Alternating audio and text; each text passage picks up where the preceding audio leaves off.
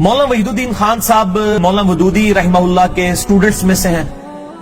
फिर बाद में इख्तलाफ किया से अलग हो गए, वो एक अलग मामला है। हम तो जिसकी भी जो पॉजिटिव चीज है, मैं उनकी हर बात से एग्री नहीं करता हूं, लेकिन जो उन्होंने पॉजिटिव काम किया मैं उसको इंट्रोड्यूस करवाऊंगा।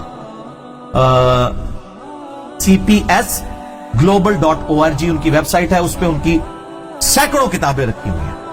और मैं बहुत बड़ा दावा कर रहा हूं, पूरी इस्लामिक हिस्ट्री में 1400 साल के अंदर किसी शख्स ने इतना बड़ा काम इस हवाले से नहीं किया। जाहिर है कि उस वक्त साइंस की उतनी तरक्की भी नहीं थी ना। यानी मैंने बताया, इमाम गजाली ने कि मेरे सादत में लिखा है कि सूरज जो है जमीन से 5 गुना बड़ा है।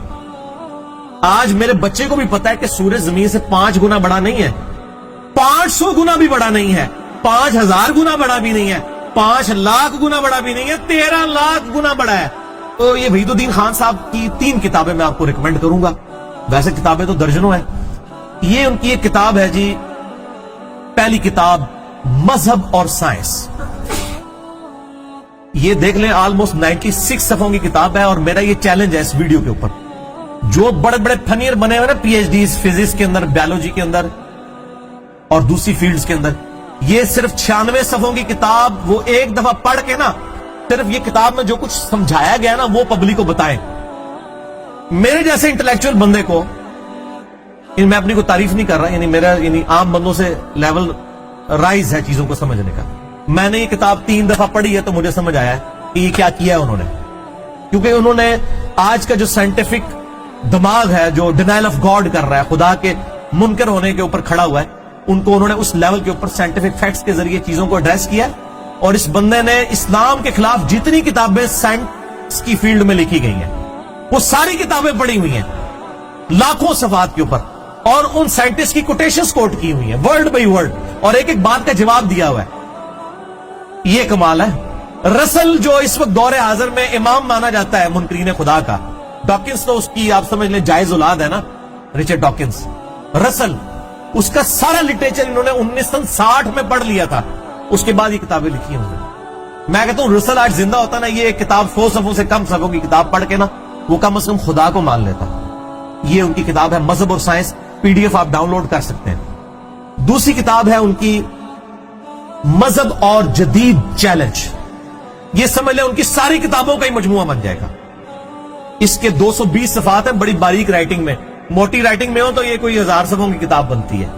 ये किताब ये मैंने भी पढ़ी हुई है, ये सिर्फ पढ़ी नहीं हुई, पढ़ी हुई भी है, इसलिए मैं आपको इंट्रोड्यूस करवा रहा हूं। और ये तीसरी किताब जिसका मैंने कई दफा तारुफ करवाया, इस्लाम दौर जदीद का खालिक। इंग्लिश में भी एक किताब है, द गॉड अराइजेस, इन्हीं का खुदा उभरता है। इस जदीद दौर का खालिक है ही इस्लाम है। इस्लाम ने जब तक रोमन और पर्शियन एम्पायर को नहीं उखाड़ा था, लोग अपने बादशाहों की इबादत करते थे। हमारे नबी ने कभी अपनी इबादत नहीं करवाई है, वो तो अपने इस्तकबाल में खड़े भी नहीं होने देते थे। जामे तिरमिज़ी में हदीस है। मेरा गुस्ताखाना कार्टून और फिल्म के ऊपर यूट्यूब के ऊपर जो वीडियो आई है, उसमें मैंने फ्रीडम ऑफ एक्सप्रेशन में बात की है कि इस्लाम ने फ्रीडम ऑफ एक्सप्रेशन दिया है। पहले बादशाह अपनी इबादत करवाते थे, सूरज चांद की लोग इबादत करते थे। किसने सोचना था कि चांद तक पहुंचे? इस्लाम ने आके रोमन और पर्शियन एम्पायर को उखाड़ा तलवार के जोर पे, धारे बदमाशों को उखाड़ना था। फिर फ्रीडम ऑफ एक्सप्रेशन हुआ कि इंसान आप जैसे ही हैं, और ये सूरज चांद सितारे तो अल्लाह की मखलूकात है। फिर इंसान ने सोचा अच्छा फिर इंसान चांद तक पहुंच सकता है। आज इंसान अगर चांद तक पहुंचा है, इस्लाम की बदौलत है, वरना पहले हजारों साल में इंसानियत ने इतनी तरक्की क्यों नहीं कर ली है? ये सारी तरक्की इस्लाम के आने के बाद क्यों हुई है? Point to be noted. इसी जमीन से ही चीजें, को बाहर से तो नहीं चीज आगे गिरी है। आज चिप्स बन गई हैं तो इसी जमीन से बनाई गई हैं।